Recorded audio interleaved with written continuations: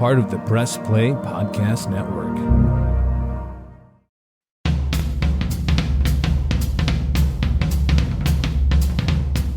Hey everybody, welcome back to Producing While Asian Season 3. Today's conversation is with actually two producers that were part of Here Lies Love on Broadway. The first is my proclaimed work wife and partner in crime with Latido in New York City and Manila, Philippines, Lora Nicolas Olaes. She is the communications director for her aunt Lloyd and Nicholas Lewis, and she also produces for my company Latido and handles a lot of events and is very involved in politics and has come a long way since the last time we spoke here on Producing While Asian. And my other guest is Jeremiah Abraham, who is an amazing marketer and brand specialist, and he has his own company that he founded called Tremendous Communications. And he's been involved with many films like Yellow Rose and Lengua Franca and Joyride. And he's also back on after we spoke in season 1. I spoke to both Lora and Jeremiah in season 1, and so we're going to talk about what's happened to them since, projects they're working on now, how Here Lies Love changed their lives, how the three of us have worked together and separately at the same time. And it's just a really robust conversation. I'm really excited for you all to hear it. So welcome back to season 3 of Producing While Asian and my conversation with Lora Nicolas Olaes and Jeremiah Abraham. Hey, Jeremiah. Hey, Lora. Thank you so much for being back on Producing While Asian. You two are my first returns to the show. Nice. Thanks for having us. I feel so honored. What, a few years now since the last time?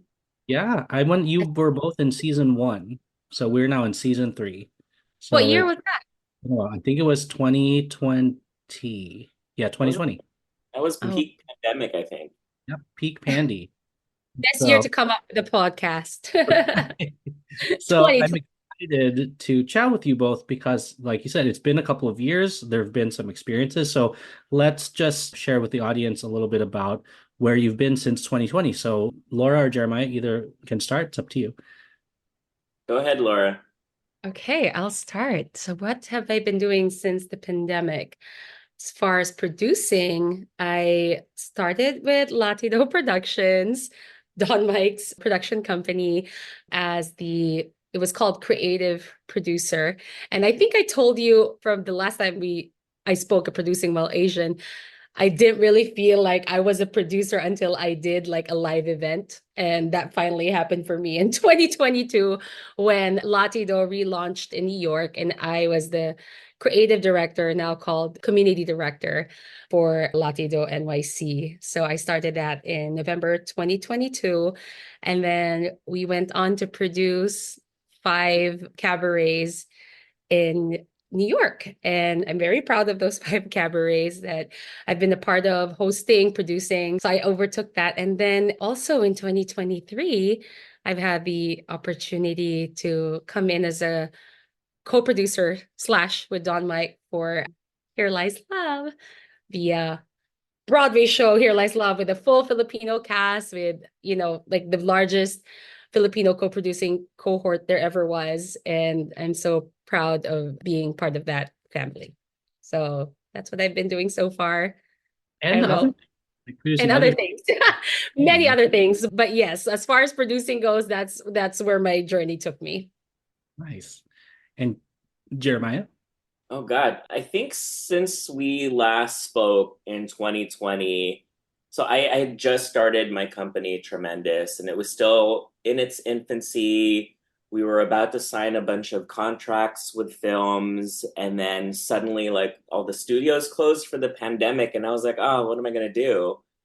But just as a refresh, Tremendous is a PR and marketing agency that uplifts Asian Americans in media and entertainment. We work with different studios, different talent, different companies to make sure that we're respected and valued and included at the table when making decisions, when like telling our stories, because historically all of our stories have not been told by us, the people who are living through it, which is what I loved and continue to love about Here Lies Love, is that we're taking ownership of our Filipino history. As Lora mentioned, a historic number of Filipino producers me included, I'm very proud of that, as well as Filipino cast. And, so since then, Tremendous has grown significantly. We've worked on some really great things. There was a movie called Everything Everywhere All at Once that we worked on that we're very proud of. We did a movie called Joyride recently,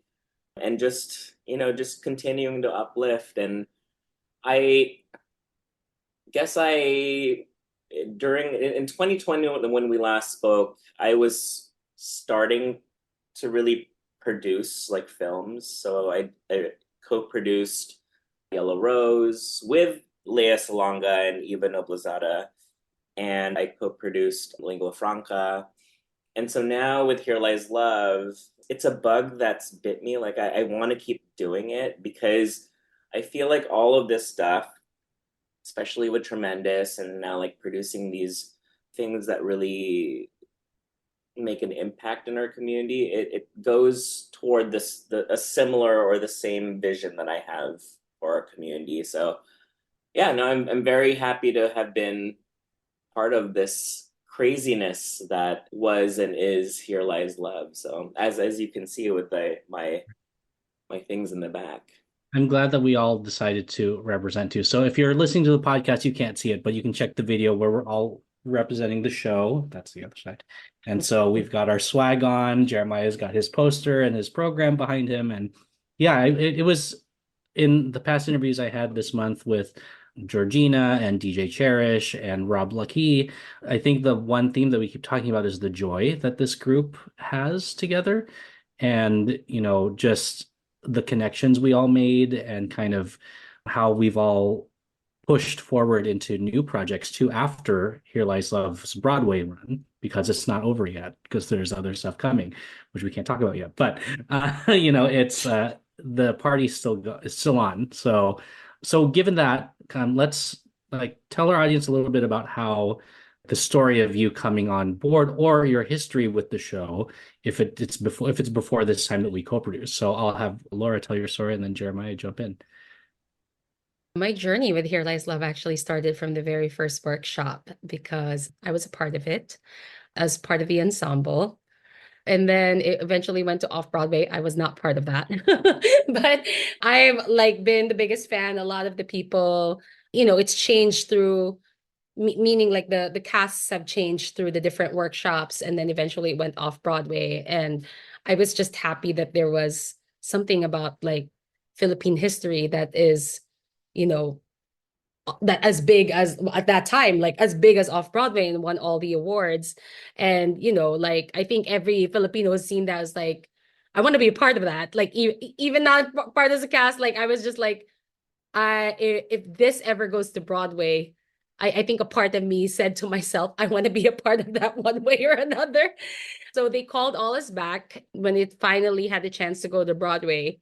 They called all of us, including the alumni, like the workshop people and all the off-Broadway people. We were all expedited to final callbacks. And mind you, at this point, I have not auditioned since 2019. I know I touched this a little bit when I got pregnant with my second child. So I was a little kind of on hiatus from performing. But, Here Lies Love calls, like I'm there. So I prepared all the material, went to my audition. And then around the same time was when I started producing for Latte Dough. So Don Mike is here a lot. And by here, I mean he's in New York. And whenever he's here, Literally in the guest room yeah. right now. He checks at Hotel Olaes, Hotel Nicolas Olaes, just kidding. And then he also had this like desire to be part of Here Lies Love. So I was like, I'm actually connected to Clint Ramos because of my connection with my aunt. So I just put them in an email together and they got to talking. And then Don Mike was like, hey, Lora, like I got the whole gist. You could get in on this. And I was like, well, let's see first, if I don't get, if I don't get the call that I'm part of the cast, like I'll explore that part. And so yes, I did not get the call, but they sent a very lovely email saying like, we love you all, but obviously there's only a certain number of people that could be on Broadway. And I was like, that's okay. And then I was like, Don Mike, let's pick back up from where we started this conversation. And by April of that same year, I was like, we met up in LA, signed the contract. Like literally, there was a church behind us. I was like, I feel like this is some kind of marriage contract. Like on And the that's roof. our like I relationship. saw your posts. I was like, what are they signing? Like I it's know. signing It's their just lives away. open air in LA. And we looked like we just got married. And that's actually the beginning of the work wife, work husband relationship that we had. And we did our race together. And it really taught me a lot of skills from the get-go. Like I learned a lot from Don Mike, who was more used to the world of producing. And I kind of followed his lead and we set up calls. We jumped into each other's calls. I learned the deck like it was the back of my hand, and learn to pitch on the go, like what is the elevator pitch, and then just to get that, be able to talk to people about this, because I super 110% believed in the project. So it wasn't even a hard sell for me to start talking about it, because I knew the potential of the show, and I knew that no matter what, like it was going to be a good product. So yeah, I did that with Don Mike, and my world has been changed ever since. There you go. And I I think it was when you guys posted that image of you on the roof signing your contract, I was still like ramping up into like my own like official journey. So I was like, so you guys actually like helped drive me, like the both of you. I was like, I'm Oh, gonna do this, I'm gonna do this. And then when we had that fundraiser at Lisa Lou's oh yeah, how did house they? with Leah, like like you two, Laura, I think you were there too, right? I remember Don Mike I was wasn't there because there. Okay. Tita Loida had an event, Yes. so I wasn't there. But I wanted to be there so much. It was just like a opposite side of town. Well, I just remember like that was the first time well, no, actually no, that was like the second or third time that I had seen the producers in person. But this was the first time that like I was seeing you guys while going through my journey. And so I remember like Don Mike was like giving me so much great advice. And I was like, well, if this is the way that people are like so uplifting of each other, like, it's not a competition. It's not like a weird, like, oh, like, we really wanted each other to succeed as producers. I was like, okay, well, I'm on board. Like, this is really great. Like, this is cool. So I think we had similar, like, positive experiences, Laura. Would you say, in a way, Don Mike is our ninong, our godfather in So this? look, I didn't sign a marriage contract with Don Mike, so you can have him. Oh, we But could like, be a yes, throuple. We could be a well, that's throuple. that's why his name is Don. Don Mike. There you Mike, go. the Don. Don, here lies love. Go on, here lies love. But yeah, it's like I think what's different about this experience is that like we don't hear this a lot, like in terms of what you just said, Jeremiah, about like going into a room full of people that are going to produce the show, and it was uplifting. Like I feel like the only other place that I kind of felt that a little bit in my experience so far was with Suffs, because of the same idea of like one community lifting itself up by its own people. And so, it like we've been told that our experience is rare. That usually as co-producers, you come in, you raise money, and then it's like, see you later, see you at the Tonys, maybe. But like not this year because it's expensive. I feel like we got something that was so special. And just this story of like the three of us, of how we got involved and how the three of us are connected, because the audience doesn't know that three of us were connected before through The Girl Who Left Home, the movie, the feature film, rather than Here Lies Love being the thing that brought us together. And so, it was nice to be able to lean on that connection already and then reconnect in different ways over the pandemic. With Laura, it was Latido. With Jeremiah, it was this Here Lies Love and the party in LA. And we all have unique paths to the same place, which is so interesting. What I loved is, well, I'll talk about my story also, but like what I loved is that I feel like with what you said, where like a lot of co-producers just raise money and then like clock out. Like we were actually very much empowered, and our expertise, because I think everyone brought their own unique expertise into the team. And so a lot of that was really valued and relied on. So the lead producers came to me to try to help bring in the API Pan Asian American Pacific Islander community to help support. I was able to use like my networks and stuff.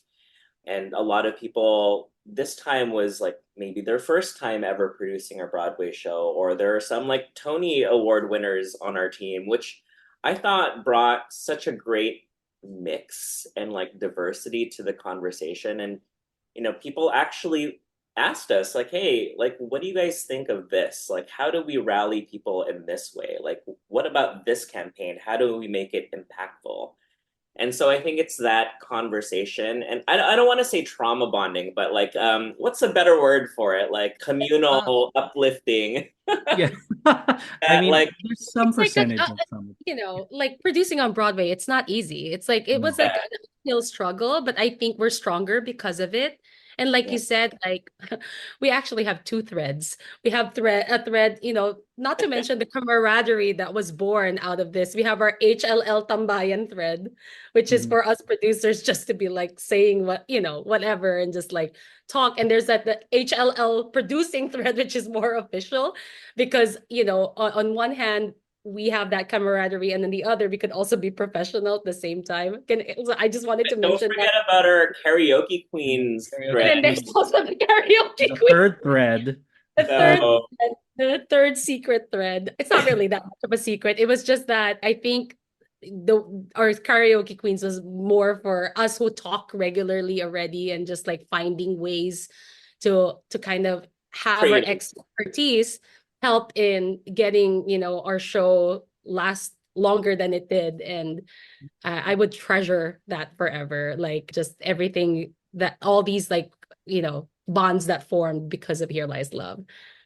I still do. I don't want to stop texting you guys. I'm gonna send you guys random memes the next few years in these text threads. But Oh, for yeah, sure. well, my journey actually, I watched Here Lies Love in 2013, 2014 when it first was at the Public Theater. Laura, I probably watched you like as No, because I wasn't off Broadway. No, I oh, just you sadly okay. began. Yeah. Yeah, I mean, If so I was doing a random trip to New York, either for work or just for fun. And then I heard about this show that was about like Filipino history, and I was like, okay, well, let me go check it out. Like I'm hearing this buzz in the community, like, and I wanna. And it was the way that it was presented, like very similar to what we did at the Broadway theater, but obviously the Broadway theater was much more expansive. It blew my mind. I was like, I didn't know like shows could be like this. And so there was so many like senses and so many perspectives and so many things that go on in your head because one, you're so enamored by the talent and the singing and the storytelling. But for me personally, I was in the Philippines during the People Power Revolution, like in the 80s. I mean, granted, I was a baby, but I still I remember was some of too, it. Laura too. Yeah, I still too. remember like throwing up like the Laban sign like in the streets of Manila. And for me, it's like, as somebody that pseudo experienced that history personally, like there was a lot for me to unpack. It's like, okay, and I think this is what a lot of folks were kind of going through, like mentally, and I'm sure we can discuss this for hours and hours. And there was a bit of an identity crisis for me after the fact, which I think is the purpose of the show. Like they want you to like take this history not at face value, but like what does it mean to you? And so for me, while I enjoyed the show at the public, like it took me a while to really process like what I saw. And after I came to terms with like, oh, there's actually multiple layers of this where you're not just watching, but the show actually encourages you to go through these emotions where, maybe in the beginning they didn't know that they were going to be dictators. And then suddenly you like go through this character evolution and you're like, oh shit, like I feel guilty now for clapping at that part, or I feel bad for clapping at that part. And so that's when I realized like, I want to support this because this is not something that comes every day. This is not just a superficial Filipino American story.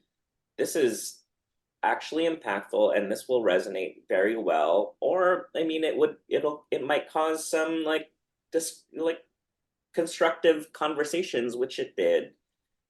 And so when I heard about Here Lies Love going into Broadway, I was like, okay, I need to participate in this somehow. I need to bring like my expertise in entertainment. Jose Antonio Vargas and I have been friends for a while. And so I was speaking to him and Rob during the pandemic, actually. So this is my first real experience in theater where during the pandemic in 2020, I helped found this group called Collaborations. It was a bunch of Broadway and theater folks. And I was like, what am I doing in this? I'm not a theater person. And so we decided that we wanted to like try to do an Asian American project during the pandemic, especially during the Stop Asian Hate movement, where like we wanted to showcase our talents and like share it to the world. So we actually produced a digital version of A Gentleman's Guide to Love and Murder. And so that was the first time Saw I that. I I saw remember. I saw that with Yeah. Ali and Diane. Yeah. Yeah, I yeah. love that. Yeah. It was so fun. And like so this was the first time I really had experience producing anything like theater related. And so after that, I built a lot of connections in theater and I just kept talking. Like I kept showing interest in like, how do I do more of this? And so like Rob Lacui actually was one of the pivotal folks that kind of brought me into this. And so I'm very appreciative of the people and the networks that I've met and cultivated, and like I'm so happy to still be talking to you guys. Like I was like, please, I think I remember in one of our karaoke queens texts, I was like, please don't stop talking to me now that the show's over. I remember that. And we Yeah, haven't. we haven't. It's just, because like we said earlier, it's like most experiences like this, it ends and then people kind of drift apart. But I think our culture also keeps us together as well, because like Filipinos like the community and keeping in touch and not letting go, and whether that be good or bad, like Filipinos like to hold on to people and things. And so but also it's that fear of like, we were all, and Georgina talked about this, we were all onlys in our circles. And so I think we don't want to go back to that. We don't want to be the only anymore. We found our tribe and now we want to bring that with us wherever we go. So we're still talking karaoke queens. What I like is that like we had such a good experience together that people are like, well, what's next? Like, what can we do next? Like, Don Mike, What can we do together? What can What we do we- how can we co-produce together? how can we be part of this production? Like, how Yeah. do we do that? And so I think like Here Lies Love was and is a good foundation and springboard for a lot of us to really just seriously explore like how we can do more in this industry, which I love. Yeah, it was, for lack of a better term, it was a real like producing baptism by fire, because like there were so many great moments, but there were also many moments where it was like, I'd rather put my hand in a real fire than like what we have to deal with right now. I mean, And before so- we even opened, there was just so Right. much so many controversy. things, so much going on. And we're not even going to give them airtime because we're not going to No, talk about that We're moment. not. But When So you tell me- talk about baptism by fire, I know what you Right. mean. So Yeah.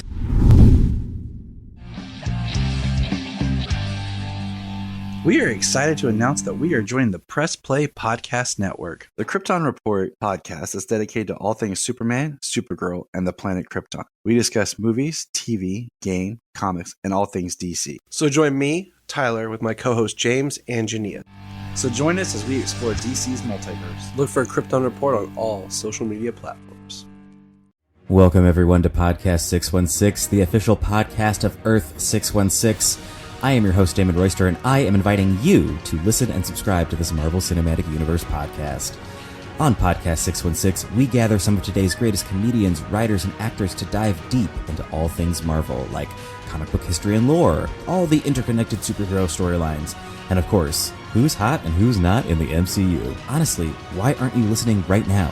You have the power to listen to Podcast 616. And as we always say, with great power comes even greater responsibility. Listen and subscribe to Podcast 616 wherever you get your podcasts.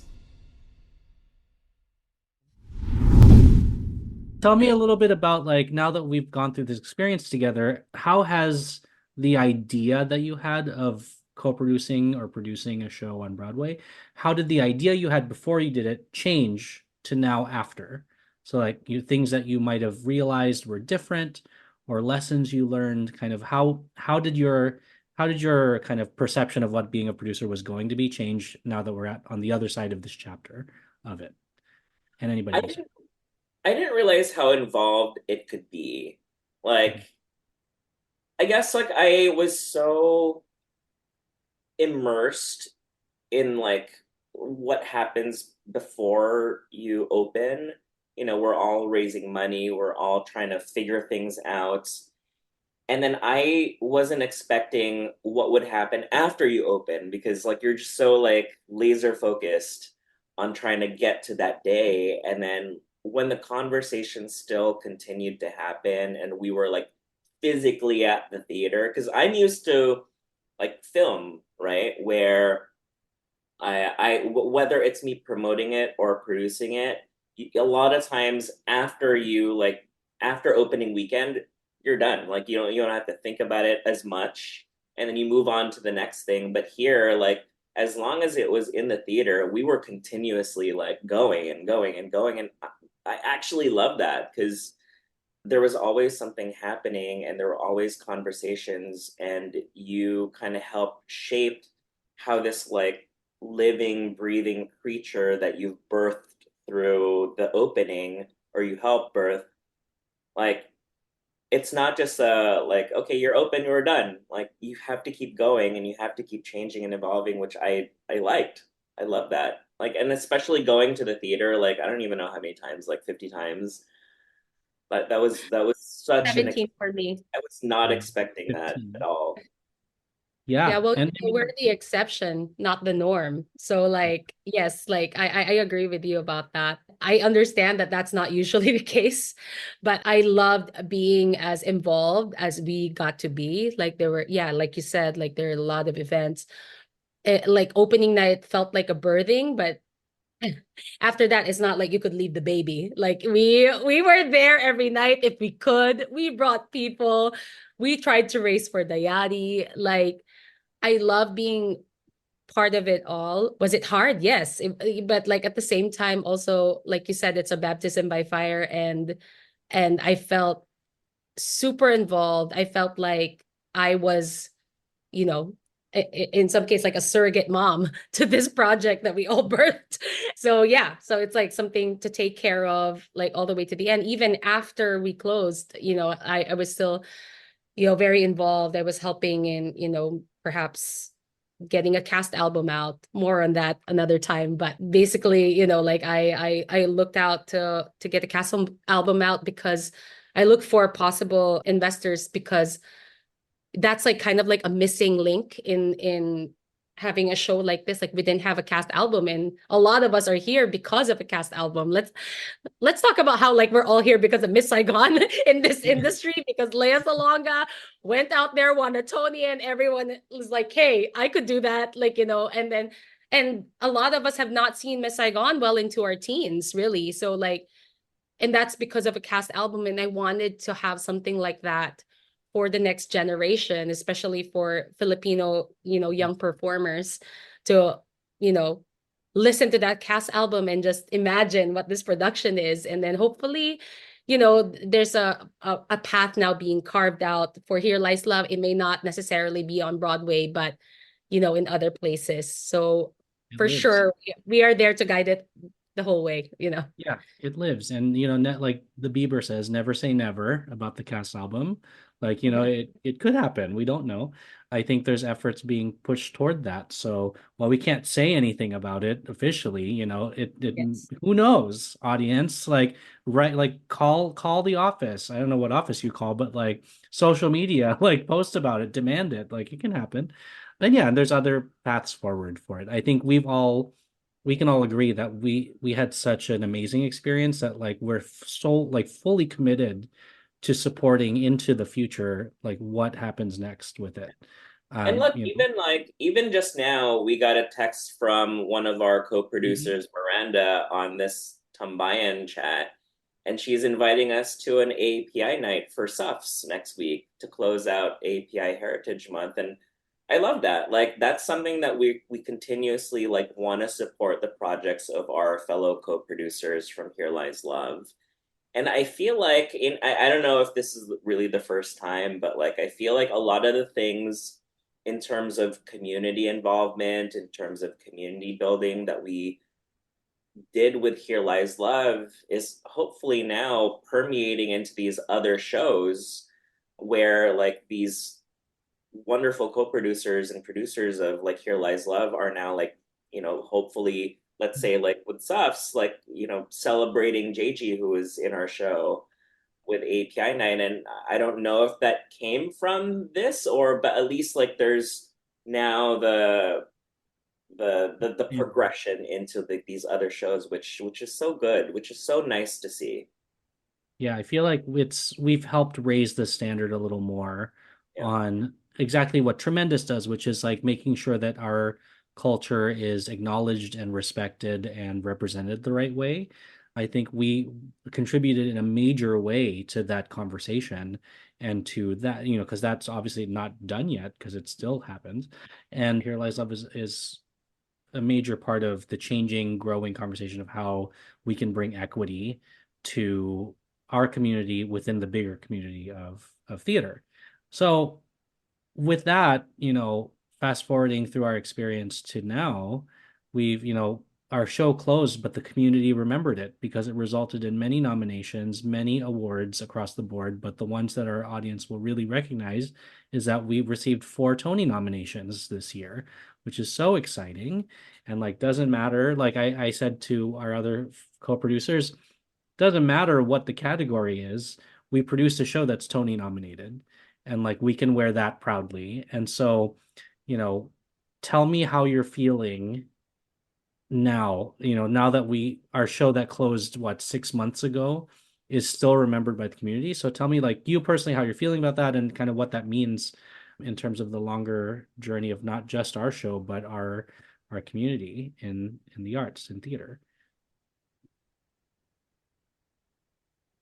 Kind It of feels speechless. surreal. And I will say like that the morning of the Tony noms, I was under my blanket, like on my phone. I kept refreshing because I for some reason I couldn't get to the live stream, and I was like, okay, like I was so like anxious. I was like hiding under my comforter. I was like, what's gonna happen? And so like once all those nominations started hitting, I was like, this is so great. Like obviously like I would have wanted best musical, but like it was so great to be recognized by this industry, by these folks who can recognize like good work when they see it, right? And especially since our show closed in November, us being like one of the most nominated shows of the season, I would say, felt really good.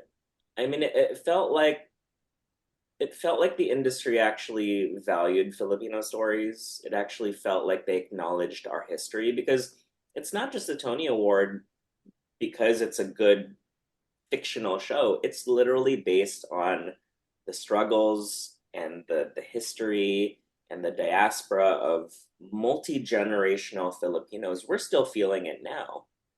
So just the fact that we were acknowledged, and I'm hoping that this also enables more creators and more stories to say like, hey, to use maybe Here Lies Love as a case study, like, hey, Here Lies Love did this and this and this.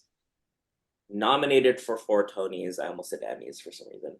Nominated for 4 Tonys. We could do that too and more. So like, and now we're seeing it potentially with Larry the Musical, right? It's so great to see how people are progressing, and I'm hoping that the Tony noms help enable that even more. Laura, what are your thoughts? Were you guys as anxious as I was like that morning? Oh I yeah, don't know.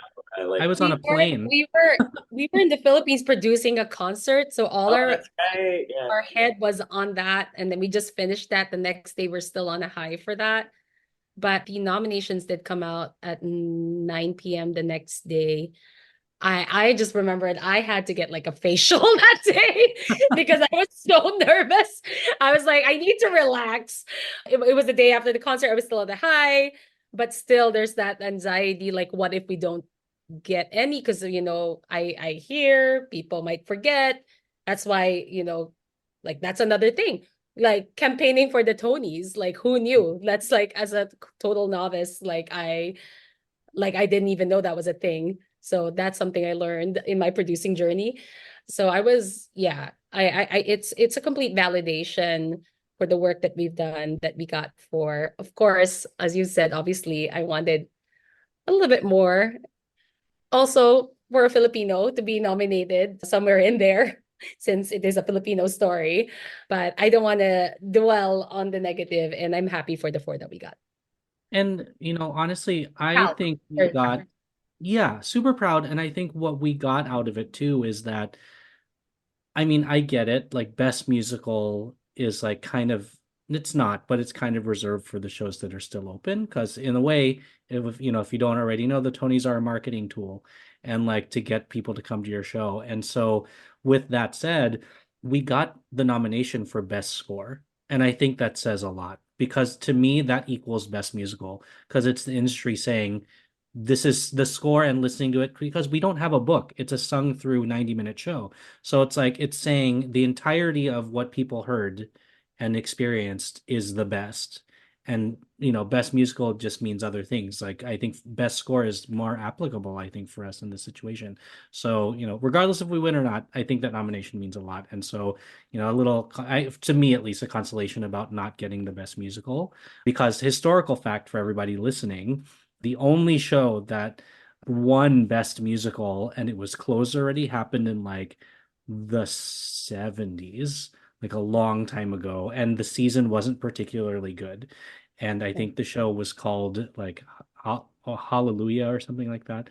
I'll fact check it later, but it's virtually impossible, like impossible for a show that's close to get that, win. But a nomination is great, but it's just very rare. So I feel like the next best thing is that this best score nom is awesome.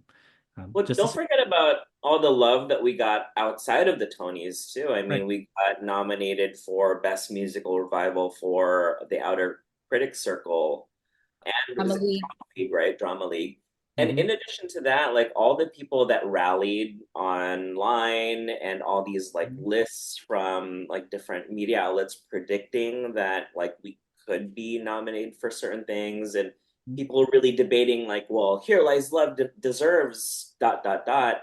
Like I thought that meant a lot too. Like Yeah, people For sure. outside of the industry who are like Broadway lovers, Broadway fans, music fans, they just love the show so much that they're just so in heated debate about like, no, it's Here Lies Love, which I thought was really great. Like I didn't see any like negativity or anything, and people just wanted to rally around it, even if they had watched the show or not.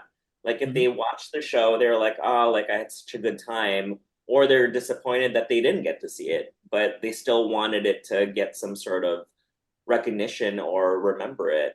And that I felt that I felt was so empowering to me because if a show like this could really spark this kind of conversation and this kind of desire, like I'm hoping then that inspires more creatives to do their thing. Like I just don't think that there has been a lot of our faces behind the scenes or like really taking charge in productions like this. And so I'm hoping that like now people see that it's doable and that there's more of us and that there's a support system. And if you are thinking about creating your own show, you at least have, I don't know, X number more Filipino producers that you can outreach to and ask questions. So I think that's the valuable part of all this. Not to mention, we did something groundbreaking historically on Broadway.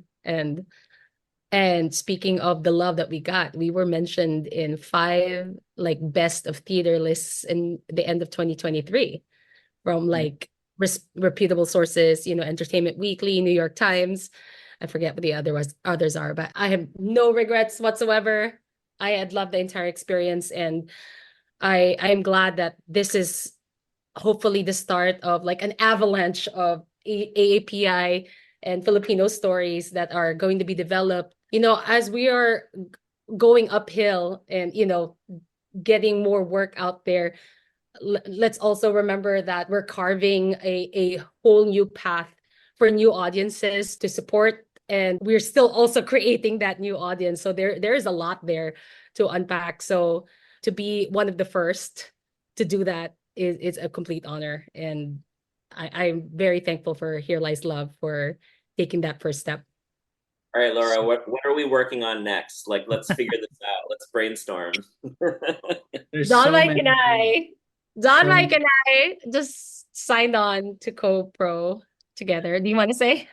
Well, yeah, we can talk about it. So we Can we talk about it? are working on Yeah. Smash. Do you want to do Smash, Jeremiah? Oh, We've yes. Actually, can we talk? Because I love the series. Like, I still watch it now. When we were actually going through this whole producer experience together for Here Lies Love, sometimes I'd send you guys like memes from Smash and be like, oh, I feel like Angelica Houston right now. Like, I just need to throw a drink in someone's face. And is this how producing actually is? right. It's Smash. We are Smash gives all such a Angelica Houston now. like it gave such an embellished view, but also it's still truthful. Like a lot of things in Smash were things that we experienced in that that time. Keeping a show open, fundraising, like events that had to do with the show, actors, and kind of bringing them in, and like the suspense of who's going to play this role. It's all really really relevant. What's up, everyone? Chase Smith here, host of the Chase Smith Podcast, and my podcast reflects who I am. My hobbies, my interests, my passions, my curiosities, my careers, my questions, and my family. I'll spend time talking about all types of sports, movies, TV shows, trending news stories, and other cultural events, and even faith. This is who I am, and I hope I can get to know you as well. Join me on the Chase Smith Podcast, and let's have some thought-provoking conversations, only on the Press Play Podcast Network.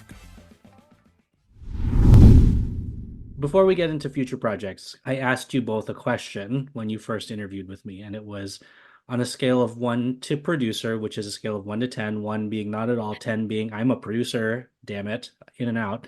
Your answers were, Laura, yours was kind of on the lower scale because you felt like you were new. Jeremiah, yours was kind of in the middle because you're like, I produce things, but I'm not a producer.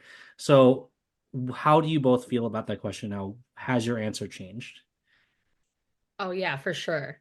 Like I would say like I'm a 9 or a 10 now. I mean, like we produced on Broadway, so like I mean, what like higher thing? I mean, aside from Hollywood, I guess, but like I feel more confident about my producing abilities now than I was when we first had that interview. I would say 9 or 10. Sam, I think I'm a lot more confident now. Though I would say I'm still kind of like a 6-ish, just because Sure. I feel like there's just so much more for me to learn. Like, I mean, yes, I was involved in a lot of it, but also I was not involved in certain parts, and like I think there's more for me to just explore. So yeah, I'm gonna say 6.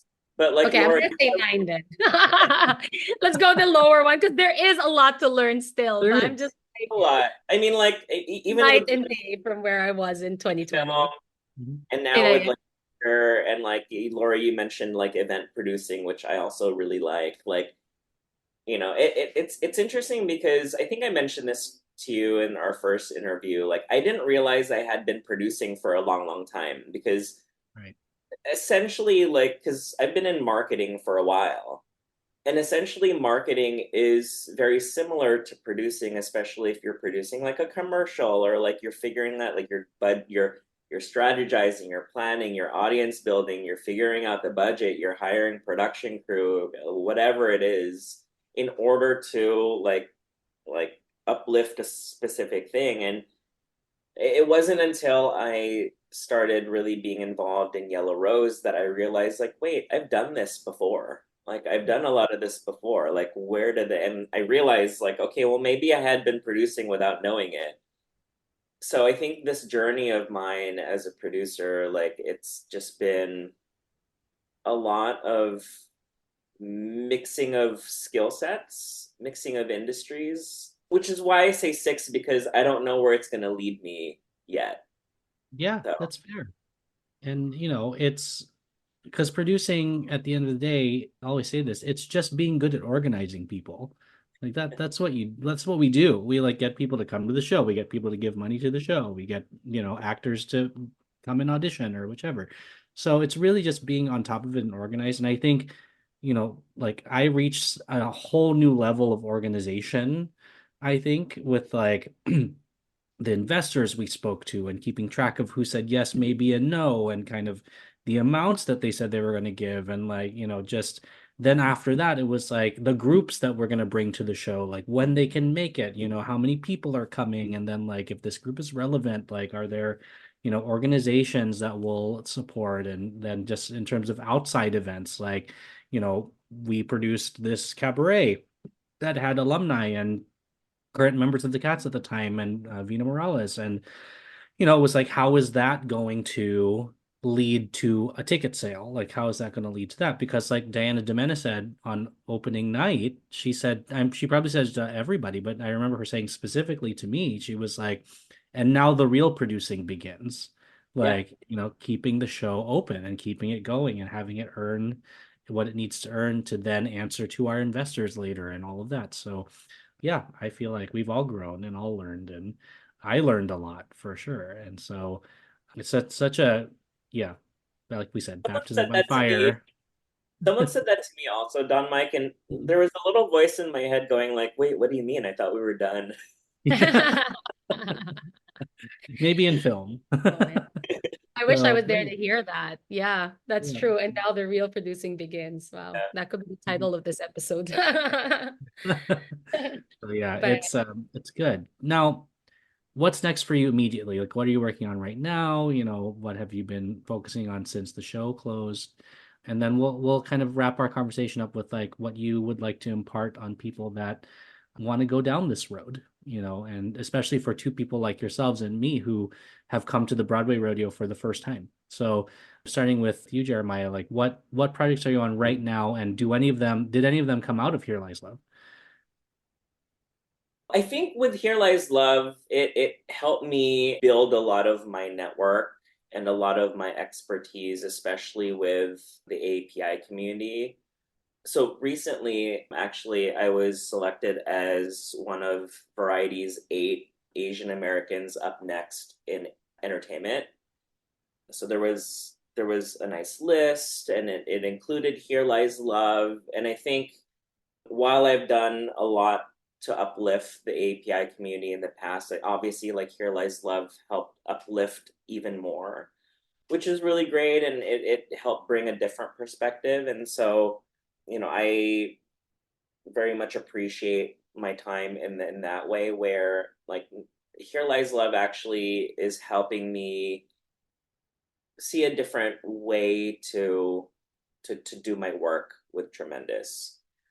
And so right now, in terms of producing projects, I have a couple of things in development, still early on, a couple films, and apparently we're doing some more shows together. Hopefully, let's talk about that. So for Tremendous, I'm working on a film called Dee Dee, which comes out on July 26th, with Sean Wong, who just got nominated for an Oscar for his documentary short Nine Nine and Waipo. So that's exciting. I'm working on a series with Hulu called Interior Chinatown, starring Jimmy O Yang. So that's fun. And a couple other things I can't talk about yet because I haven't signed a contract, but it's great. I think, the multiple industries are seeing that they can't just treat APIs as secondary, tertiary communities anymore. We're actually a powerful community with a huge buying power that they're losing out billions of dollars on not really investing in, which, hopefully Here Lies Love helps that kind of mentality, that shift in theater. But I'm seeing it now a lot with movie studios, which is very exciting for us. Nice. And Laura, how about you? For me, so we just finished our first international Latido show that I helped co-produce with Don Mike, Latido Manila, a homecoming concert. Because of that, we are thinking of coming back next year. So TBD, that's going to be in 2025. On top of that, I'm producing a concert with Don Mike again for under Latido, which is an AA and HPI concert called Breaking Barriers in Joe's Pub on May 21st. On top of that, we're co-producing Smash together. We're doing our race together again on Broadway coming in 2025. What else is coming up for me? All the work you're doing for your aunt, like all the stuff you're doing for your so the other thing, so my day job actually is I am the communications and media director for Lloyd and Nicolas Lewis. That means I'm like her go-to. I'm like her person that kind of does a lot of things. Like I manage a social media team as well as the podcast team. She came out with her podcast that I'm also executive producing. It's called the Lloyd Lewis Podcast. It just came out May 19th.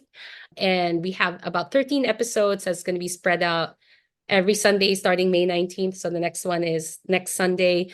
We released the first 3 episodes. Go check it out. It's in YouTube. It's in Spotify. And hopefully getting back on that horse of performing as well, because I am a performer first. Through the cabarets, I've been able to perform here and there. But obviously there's just so much going on in my life right now, also being a mom of 2. So I do what I can in that front. But hopefully I get to perform more. That's like, I'm just manifesting that. And I'm also manifesting Crazy Rich Asians. I don't care. I just want to be part of it. It's gonna be like kind of like Here Lies Love. I don't care if I'm like a tree. Just like get me in there. That's kind of what I feel about Crazy Rich Asians right now. Because after this podcast, we're gonna have a strategy session. Yeah, we have to talk about the projects we're gonna go on to. I feel like a different version of what Rob helped start. Rob and Adam Heineman and Miranda, the industry standard group. It's almost like that, but Filipinos. It's like we come in hard and hot and fast, and we like help produce your show, and then we're like, boom. Like here it is. Yeah, there's so much to talk about. And with all that being said, you guys, you're doing a lot. I'm like so proud to be connected to you both. And like, we do a lot of things together as well. And there's so much to come for anybody that's listening. And I think I asked you like a similar question when we spoke last, but now having this experience in several years under your belts, what kind of words of wisdom almost like to somebody that may be listening who was in our collective spot a year ago or before the pandemic and is like saying I want to be in that room, I want to be in those conversations, like and they're inspired by our conversation, like what would you say to that person today? Like how could you inspire hope in them to keep going till they can get to where they feel is an equivalent of where we are now? I actually have a really good answer for that. And I'm going to quote my aunt, Lloyd and Nicolas Lewis. If you don't know her, she's a pillar in the Filipino-American community and AAPI community as well. She said, when you see a good opportunity, even if you feel like you're not 100% ready, go for it because you never know when that opportunity comes again. Also, that everything will be all right in the end. If it's not all right, it's not the end. Yeah. Those are my 2 words of advice that I completely copied from my aunt. That's fine. Because she has a book out, right? She has a book out. Why should guys have all the time? Yes. an Asian American story of love, marriage, motherhood, and running a billion-dollar empire. So I trust in her like world advice, to anyone out there listening. And I hope that you could also equip yourself with that same knowledge the way I have. And Jeremiah. I want to say, like, if it's worth it to you, then you're gonna go through it. Like, you're gonna go through like happiness, challenges. You're gonna cry a lot probably, because I don't know about you. I cried during Here Oh, Lies I Oh, yeah. cried so both much. happy and sad and frustrated. But I knew during the whole process, like, even like, let's say an investor that you were working with for weeks and weeks and weeks decided to drop, and you felt like you had to Mm, start from the beginning. Like, for me, I knew that it was worth it. I knew yeah. that it was worth juggling. Like, I was traveling a lot for Joyride at that time. I remember like pitching a lot of investors while I was in a random hotel room in Vegas because I was promoting this movie. And like, in between these like big executive like film meetings, I would take meetings for Here Lies Love, and I wasn't sleeping, I wasn't doing, but I knew it was worth it. It was worth it for me. And so I want to say, like, if it's worth it for you, like, do what you need to do. Like, do what you need to do to get it done, because at the end of the day, you'll be so happy that you did it. Even if it works out, awesome. If it doesn't, then at least you learned something. But you can't evolve and you can't grow and you can't uplift unless you go through it. So I guess Yeah, my biggest thing is just go through it. Go for it. Like, you won't know what's going to happen until you do. totally. And cry. Cry a lot. Cry all the time, like always. I Crying cried is the all through the whole best. movie. Yeah, crying's the All best. through closing, I was crying.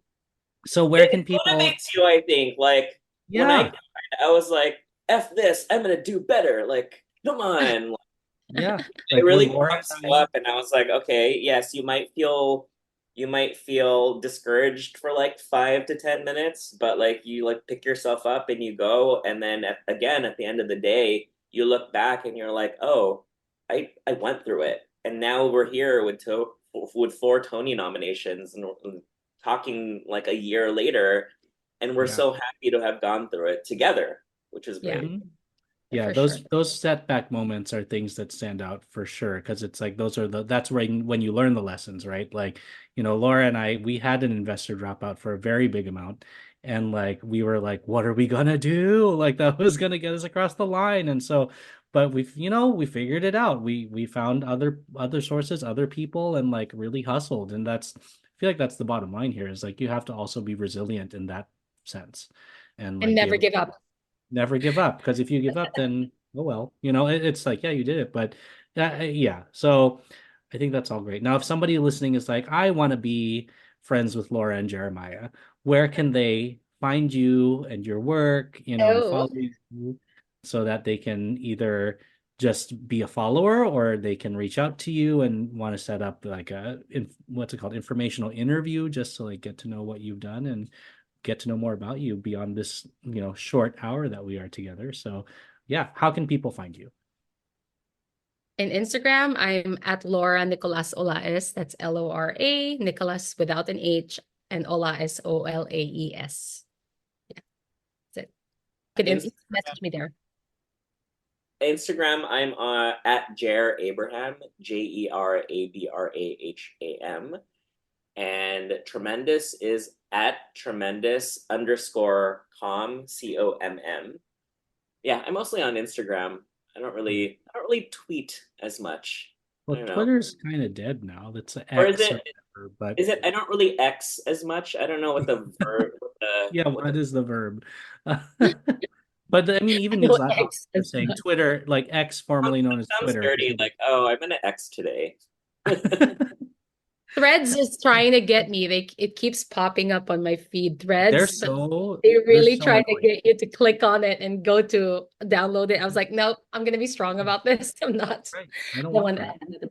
So, what this was awesome. I'm so glad we could talk and kind of, it's because, like I said, like we keep saying, it's not over, but at least put a dot above this journey, of this part of the journey, like give it a nice kind of wrap up conversation, because we're moving on to other bigger, better things after this because of it. And so I'm really glad for your time today. Thank you for joining me. And, we'll see you at our next conversation. So thanks for being here. Thank you. Nice to see you again, Jeremiah. Here. And on mic. Thanks for listening to today's episode of the Producing While Asian podcast. Our theme song was created by Luckstock. We're produced by Press Play Podcasts, and the show is edited by Michael Santos Sandoval. If you have a moment, please leave a rating and a review, and send any ideas you have to producingwhileasian@gmail.com. To follow us, stay updated, or to read our blog, visit www.producingwhileasian.com.